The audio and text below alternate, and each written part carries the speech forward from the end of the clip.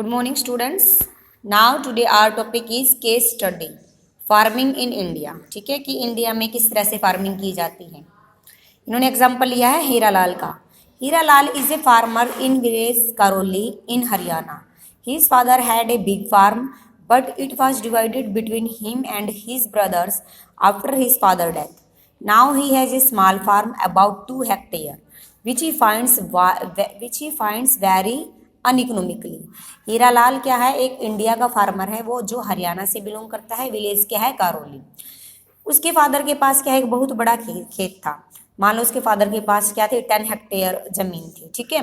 जो उसकी मृत्यु के बाद, उसके फादर की मृत्यु के बाद, हीरालाल के फादर की मृत्यु के बाद जो जमीन है वो उसके पुत्रों में बराबर बराबर बांट दी गई. मान लो 5 पुत्र है तो प्रत्येक के कितने हिस्से आई, 2 हेक्टेयर आई. हीरालाल के हिस्से में कितनी हेक्टेयर जमीन आई, 2 हेक्टेयर. जो ये छोटा खेत हो गया, पहले तो 10 हेक्टेयर खेत था, अब क्या रह गया, 2 हेक्टेयर खेत रह गया. अब वो क्या हो गया, अनइकोनॉमिकली हो गया. वो अच्छे से अपने खेत में क्या है, सीड्स वगैरह का यूज नहीं कर पाता, पेस्टिसाइड केमिकल चीज़ों का यूज नहीं कर पाता. और क्या है, जो वो खेती कर रहा है वो किसके साथ कर रहा है, बैल वगैरह के साथ कर रहा है, ट्रैक्टर वगैरह का यूज नहीं कर पा रहा है. तो वो अनइकोनॉमिकली है. ठीक है. Most of the work on the farm is done by him and his family. क्योंकि अब उसका खेत क्या हो गया है, छोटा हो गया है, सिर्फ 2 हेक्टेयर रह गया है. तो जो फार्म का कार्य है, जो फार्म से रिलेटेड वर्क है, वो या तो वो स्वयं करता है या उसकी फैमिली द्वारा पूरा किया जाता है.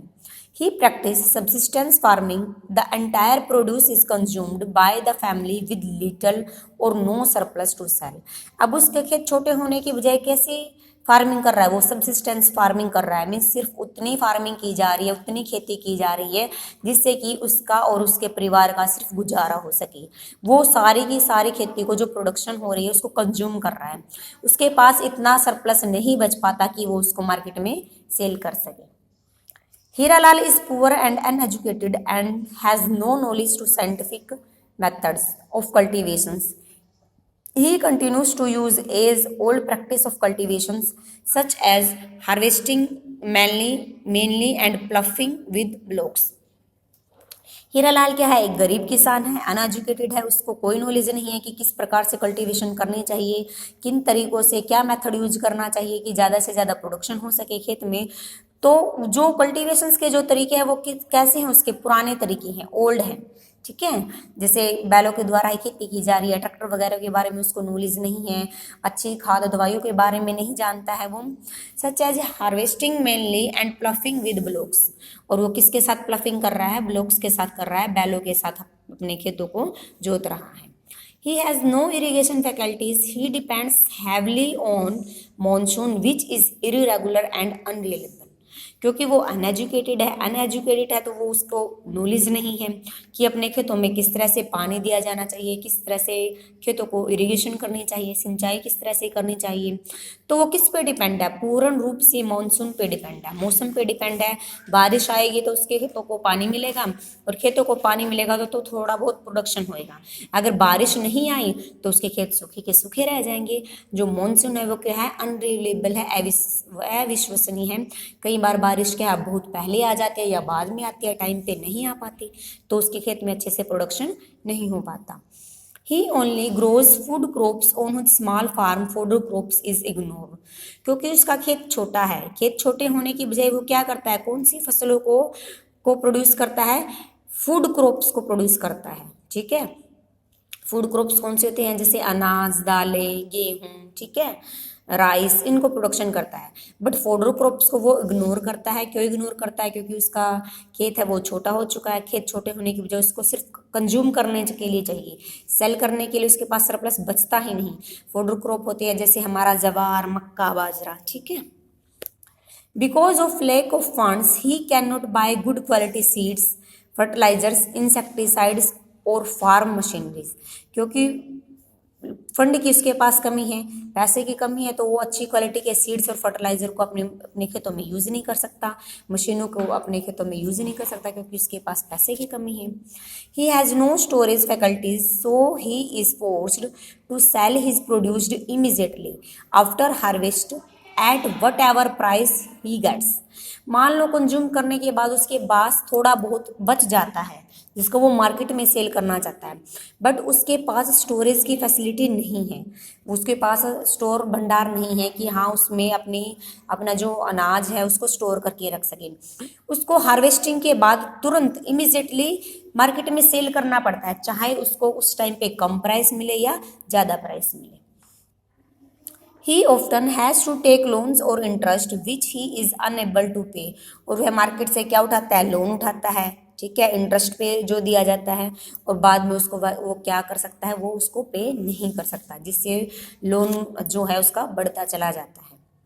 Green revolutions has brought about some change in agriculture such as introduction of HYV high yield variety means अच्छे किस्म के बीजों का यूज करना, use of chemical fertilizers, insecticide and pesticides, irrigation faculties, agriculture credit for the farms from bank and setting up of agriculture universities to train the farmer.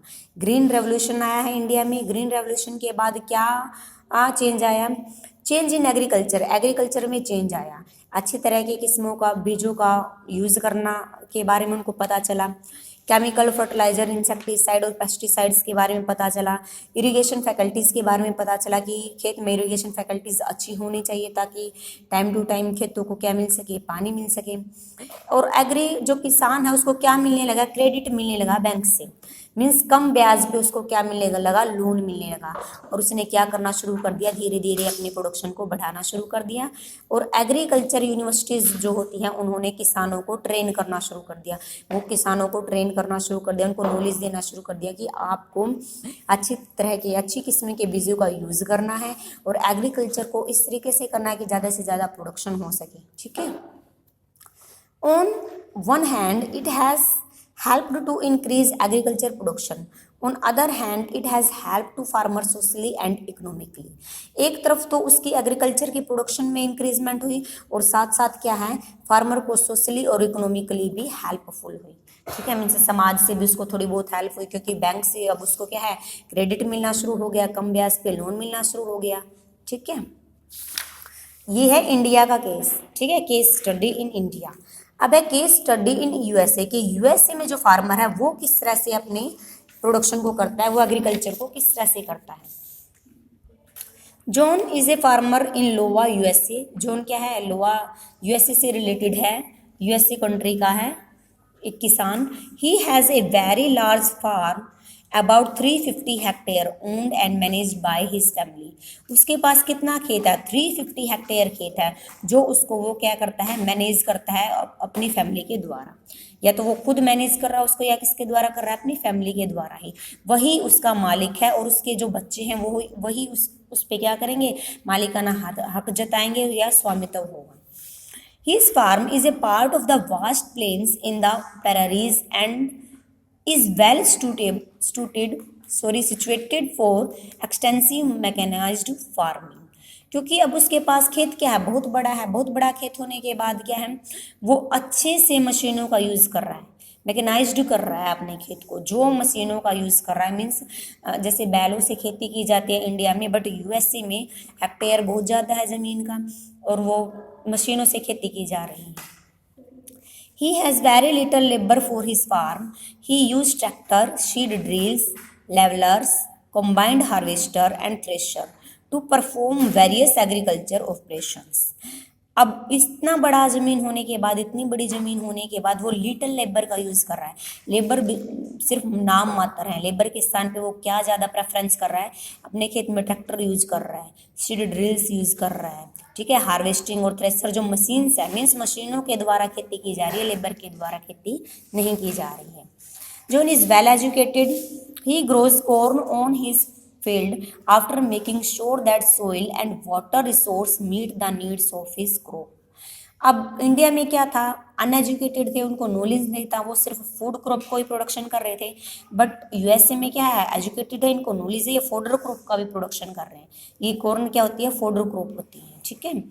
अब educated है तो अपनी जो सोइल है उसको समय समय पर चेक करवा रहा है, वो टेस्ट करवा रहा है सोइल का, और यह देख रहा है कि टेस्ट करवाने के बाद उसको उस सोइल में किस प्रकार की मिट्टी है उसके खेत की, उसी के अकॉर्डिंग उसका क्या करेगा, प्रोडक्शन करेगा। From time to time, he sends the soil sample to a soil testing laboratory to check whether the soil has all the necessary nutrients or not. वो टाइम टू टाइम क्या है, अपनी soil को, अपने ज़मीन की थोड़ी सी मिट्टी को क्या है, सैंपल के तौर पर लेबोरेटरी में भेजता है टेस्ट के लिए कि मेरे खेत की मिट्टी में किस चीज़ की कमी है, और उसको वो फिर क्या करता है, पूरा करने की कोशिश करता है ताकि उसका प्रोडक्शन ज़्यादा से ज़्यादा बढ़ सके। On the basis of the lab result, John plans a scientific fertilizers program. जब लेबोरेटरी से रिजल्ट आ जाता है, उसको पता चल जाता है किस चीज़ की कमी है, वो उनको दूर करता है, और दूर करने के बाद क्या करता है, साइंटिफिक तरीके से, साइंटिफिक प्रोग्राम से फर्टिलाइजर करता है, उसकी खेती करता है। He managed such a big farm with the help of his computer. Though satellite picture of different areas of his farm, he know precisely which areas need fertilizer or pesticides and use the whatever they are required. वो अपने खेत को manage करता है, जो उसका काम वगैरह होता है कंप्यूटर की सहायता से करता है या नेट से रिसर्च करके करता है, क्योंकि उसको नॉलेज मिल जाता है कि इसके खेत में किस चीज़ की कमी है, उसको पूरा करने के लिए नॉलेज गेन करता है वो। और वो निश्चित रूप से यह देखता है कि जो फर्टिलाइज़र और पेस्टिसाइड्स है उनका कितनी मात्रा में यूज़ करना है। ये नहीं है कि हाँ भाई मिट्टी को रिक्वायरमेंट है फर्टिलाइज़र की तो वो डालता ही जा रहा है, नहीं, उसको नॉलेज होना चाहिए कि कितनी क्वांटिटी में उसको पेस्टिसाइड्स करने की ज़रूरत है, कितनी क्वांटिटी में उसको खाद की ज़रूरत है, ठीक है। John also raises livestock to supplement his farm income. He had separate sheets for livestock fodder and his farmer machines. अब जॉन अपनी इनकम में बढ़ाने के लिए साथ ही साथ क्या करता है, पशुओं को भी पालता है, ठीक है, पशुओं को पालता है और मशीनों का यूज़ करता है, ठीक है। He even has a small workshop for maintenance of his farm machinery. Small workshop भी लगाता है ताकि अपनी मशीनरी को क्या कर सके, टाइम टू मेंटेनेंस कर सके। John has an automated grain storage in which he store his grains after harvesting before they are dispatched to domestic and international market agencies. अब जोन एजुकेटेड है, उसको नॉलेज है हर एक चीज़ के बारे में, तो उसके पास स्टोरेज की कैपेसिटी है, स्टोर की कैपेसिटी है, तो वो तुरंत हार्वेस्टिंग के बाद अपनी मशीन को मार्केट में सेल करने के लिए नहीं जाता, वो हार्वेस्टिंग के बाद अपने जो प्रोडक्शन है उसका, जो उसकी जो खेती की है उसने, उसको सेव कर लेता है स्टोर में खेत को सेव करने के बाद तब उसको लगता है कि हाँ भाई उसकी जो फसल है उसके प्राइसेस इंक्रीज हो गए हैं, तब उसको डोमेस्टिक मार्केट में या इंटरनेशनल मार्केट में जाके सेल करता है ताकि उसको ज़्यादा से ज़्यादा क्या हो सके, प्रॉफिट हो सके। John and his family live in a big house on the farm and have a high standard living. John के पास अब 350 हेक्टेयर खेत है, अच्छे स्टैंडर्डाइज तरीके से वो अपनी जो खेती कर रहा है, तो उसके अच्छा खासा प्रॉफिट होता है, तो वो क्या करते हैं, एक बड़े हाउस में रहता है और हाई स्टैंडर्ड का जीवन जीता है। John and farmers like him carry out the farm work more like a business. John और उसके जैसे ही किसान मीन्स जिनके पास बहुत ज़्यादा ज़मीन है, वो इस तरह से खेतों में काम करते हैं, इस तरह से काम करते हैं वो जैसे कोई बिजनेसमैन काम करता है अपने बिजनेस को संभालने के लिए, कि कहाँ पे उसको प्रॉफिट होएगा, कहाँ पे उसको लॉस होएगा, उन चीज़ों से क्या करेगा, वो अवेयर रहेगा, ठीक है। ओके, आपका चैप्टर हो गया है कंप्लीट।